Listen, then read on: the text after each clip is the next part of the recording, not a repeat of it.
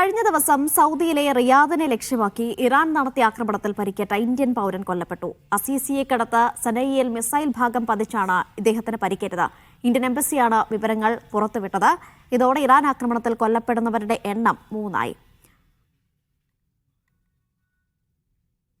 മിഷാൽ ചെർപ്പുളശ്ശേരിയുണ്ട് വിവരങ്ങൾ നൽകാനായി. മിഷാൽ, ഈ പറഞ്ഞതുപോലെ തന്നെ ഒരു ഇന്ത്യക്കാരൻ കൂടി കൊല്ലപ്പെട്ടിരിക്കുകയാണ് ഈ ആക്രമണത്തിൽ. ഇന്നിപ്പോൾ എന്തായിരുന്നു റിയാദിലെ സാഹചര്യം, സൗദിയിലെ സാഹചര്യം മിഷാൽ? അനീഷ പവർ, കഴിഞ്ഞ ദിവസം അതായത് മിനിഞ്ഞാന്ന് തലസ്ഥാനമായ റിയാദിനെ ലക്ഷ്യമാക്കി ഡ്രോണുകളും അതോടൊപ്പം മിസൈലുകളുമായി കനത്ത ആക്രമണ ശ്രമങ്ങളാണ് ഇറാന്റെ ഭാഗത്തു നിന്നും നേരിട്ടത്. ആക്രമണത്തിൽ റിയാദിലെ അസീസിയക്കടുത്ത് സനയ്യയിൽ മിസൈൽ ഭാഗം പതിച്ച് 4 പേർക്ക് ഗുരുതരമായി പരിക്കേറ്റിരുന്നു. ഈ പരിക്കേറ്റവരിലെ ഉത്തർപ്രദേശ് സ്വദേശിയാണ് ഇപ്പോൾ മരണപ്പെട്ടത്. ഇദ്ദേഹത്തിന്റെ പേരോ മറ്റു വിവരങ്ങളോ നിലവിൽ ലഭ്യമായിട്ടില്ല. ഇന്ത്യൻ എംബസിയാണ് ഈ വിവരങ്ങൾ ഇപ്പോൾ പുറത്തുവിട്ടിരിക്കുന്നത്. ഇതോടെ ഇറാൻ ആക്രമണവുമായി ബന്ധപ്പെട്ട് സൗദിയിൽ കൊല്ലപ്പെട്ടവരുടെ എണ്ണം 3 ആയിരിക്കുകയാണ്. നേരത്തെ 2 ബംഗ്ലാദേശി സ്വദേശികളും മരണപ്പെട്ടിരുന്നു. സൗദിയുടെ നേതൃത്വത്തിൽ GCC രാജ്യങ്ങളുടെ വിദേശകാര്യമന്ത്രിമാരുടെ പ്രത്യേക യോഗം റിയാദിൽ ചേരുന്നതിന് തൊട്ടു മുൻപായിരുന്നു ഈ ഒരു ആക്രമണ ശ്രമങ്ങൾ.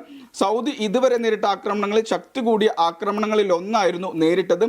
പ്രതിരോധ സേന ആക്രമണങ്ങൾ ആകാശത്ത് തന്നെ പ്രതിരോധിച്ചെങ്കിലും മിസൈലിൻ്റെ ശിഷ്ടഭാഗങ്ങൾ ഭൂമിയിൽ പതിച്ചാണ് അപകടം ഉണ്ടായത്. മരിച്ച UP സ്വദേശി ഉൾപ്പെടെ 4 പേർക്കായിരുന്നു അപകടം സംഭവിച്ചത്. ഇന്ന് ഈദ് ദിനത്തിലും സൗദിയുടെ കിഴക്കൻ പ്രവിശ്യ അടക്കമുള്ള പ്രദേശങ്ങളിലേക്ക് ഇറാന്റെ ആക്രമണ ശ്രമങ്ങൾ ഇപ്പോഴും തുടരുകയാണ്. ഗൾഫ് രാജ്യങ്ങളുടെ മേലേക്കുള്ള ആക്രമണങ്ങൾ ഒഴിവാക്കലാണ് ഇപ്പോൾ സൗദിയുടെ പ്രഥമ ലക്ഷ്യം. ഇറാനെതിരെ യുദ്ധത്തിന് ഇപ്പോൾ ആലോചിക്കുന്നില്ലെന്നും ഇറാൻ ഈ രീതി തുടരുകയാണെങ്കിൽ ഭരണാധികാരികൾ ഉചിതമായ തീരുമാനമെടുക്കുമെന്നും സൗദി വിദേശകാര്യമന്ത്രി ഫൈസൽ ബിൻ ഫർഹാൻ രാജകുമാരൻ കഴിഞ്ഞ ദിവസം പറഞ്ഞിരുന്നു. അതോടൊപ്പം കഴിഞ്ഞ ദിവസവും സൗദിയുടെ വിവിധ റിഫൈനറികൾ കേന്ദ്രീകരിച്ച് ആക്രമണം നടന്നിട്ടുണ്ട്.